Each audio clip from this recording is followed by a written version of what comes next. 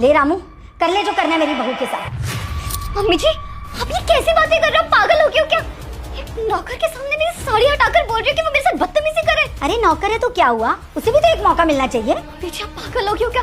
कुछ शर्म नहीं आ रही ऐसी गंदी बातें करते हुए? शामू, तू जा बाहर, जा यहाँ से। अरे अरे, उसे क्यों भेज रही हो? तुझे भी ये बातें गंदी लगती हैं? मुझे तो लगा तुझे बड़ा मजा आता होगा। मम्मी जी, कुछ तो शर्म कीजिए, बहू मैं आपकी। अरे बहू है इसीलिए तो मैं तुझे वही सारे सुख घर में ही देना चाहती हूँ जो तू बाहर जाके ढूंढती है।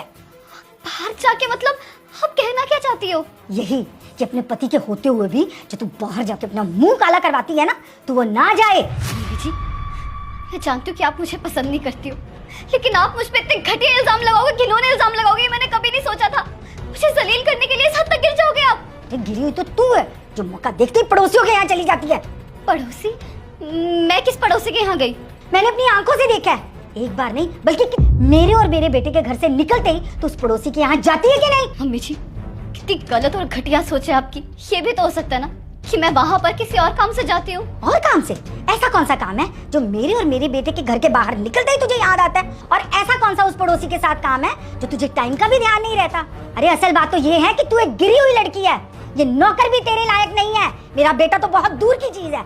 आज आने दे मेरे बेटे को, आज ही तुम्हारा तलाक करवाती हूँ। बस मम्मी जी, बहुत बोल लिया आपने और बहुत सुन लिया मैंने। अब कुछ नहीं छुपाऊंगी मैं, क्योंकि मैंने कुछ गलत किया ही नहीं है। आप ये जानना चाहती हो ना कि मैं उस पड़ोसी के घर क्या करने जाती हूँ और किससे मिलने जाती हूँ? चलिए आपको खुद ही दिखा देती हूँ मैं, क्योंकि मैं कुछ गलत नहीं कर रही हूँ। चलिए मेरे साथ, चलिए मम्मी जी, आइए।